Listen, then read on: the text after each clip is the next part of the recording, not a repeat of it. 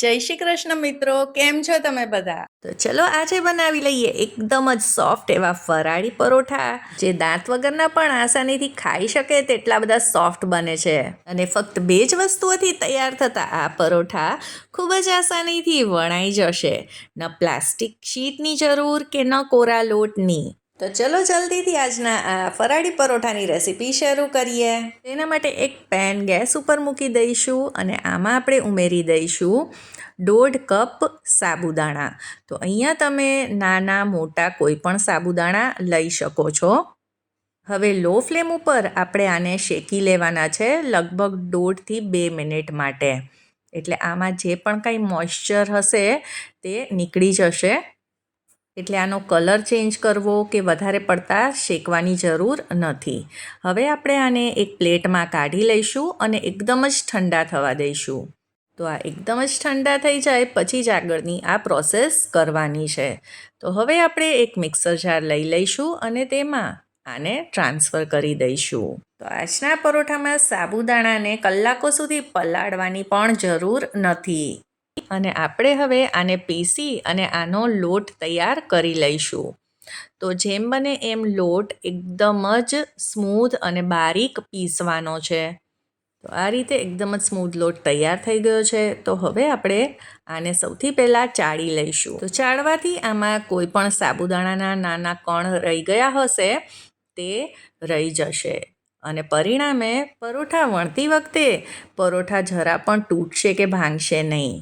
તો આ જે બચ્યું છે તેને આપણે કાઢી લઈશું. હવે અત્યારે આમાં આપણે ઉમેરી દઈશું 4 મીડિયમ સાઇઝના બટેટા. તો બટેટાને આ રીતે છીણીને જ ઉમેરવાના છે, તેને મેશ નથી કરવાના. છીણેલા હશે બટેટા તો આપણો જે ડો છે પરોઠાનો એ એકદમ જ સ્મૂધ તૈયાર થશે. હવે સ્વાદ પ્રમાણે મીઠું ઉમેરી દઈશું. અડધી ચમચી કાળા મરીનો પાવડર છે. 1 લીલા મરચાંને ઝીણું સમારીને એડ કર્યું છે. સાથે જ આદું ખમણીને ઉમેર્યું છે અને 1 ચમચી જીરું ઉમેર્યું છે. હવે સૌથી પહેલાં આ બધી જ વસ્તુને આપણે મિક્સ કરી લઈશું. એટલે પછી આગળ કેટલું પાણી ઉમેરવું તેનો આપણને અંદાજ આવે.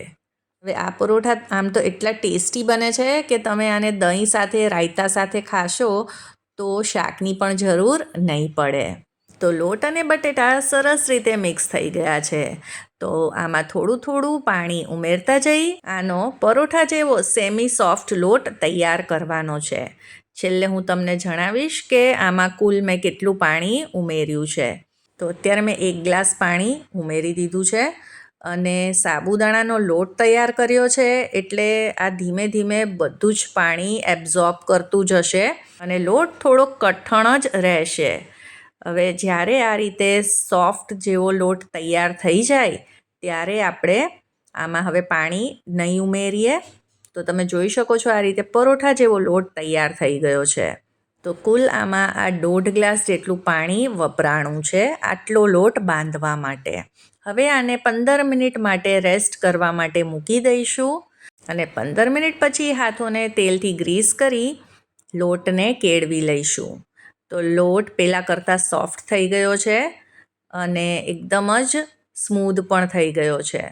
આમાંથી થોડોક લોટનો ભાગ લઈ અને તેનું આપણે ગોળણું તૈયાર કરી લઈશું. હવે આસાનીથી આ પરોઠું વણાઈ જાય તેના માટે પાટલીને થોડુંક તેલથી ગ્રીસ કરી લઈશું અને પછી હળવા હાથે તેને આ રીતે વણતા જઈશું. તો પરોઠાને આ રીતે ફેરવતા જઈ ચારે બાજુથી વણવાનું છે. તો આપણે પરફેક્ટ લોટ બાંધ્યો છે એટલે પરોઠું ન ફાટશે ન તૂટશે. પણ જો તમને લાગે કે કિનારી સેજ આ રીતે ફાટી રહી છે તો તમે કોઈ પણ મોટા વાટકાની મદદથી આ રીતે તેને સરસ શેપ આપી શકો છો. એટલે બધા જ પરોઠા એક જ સાઇઝના તૈયાર થશે.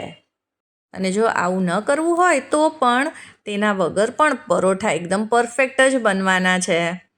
આ પરોઠા ન તો બહુ જાડા છે ન એકદમ પાતળા.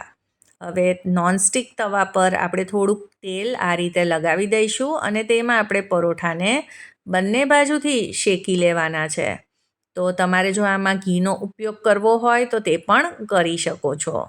મીડિયમ ફ્લેમ રાખી પરોઠાને બંને બાજુથી શેકી લઈશું અને આજના માપમાંથી 12 થી 13 જેટલા પરોઠા તૈયાર થાય છે. અને હા, આ વ્રતની થાળી પણ જલ્દી જ આવવાની છે, તો તેના માટે મારી ચેનલને જરૂરથી સબસ્ક્રાઈબ કરજો. અને આજની આ જો ફરાળી પરોઠાની રેસિપી તમને પસંદ આવી હોય તો તેને લાઈક કરી દેજો અને તમારા ફ્રેન્ડ્સ અને ફેમિલીમાં જરૂરથી શેર કરજો. મળીએ ફરી કાલે નવી રેસિપી સાથે. સૌને જય શ્રી કૃષ્ણ.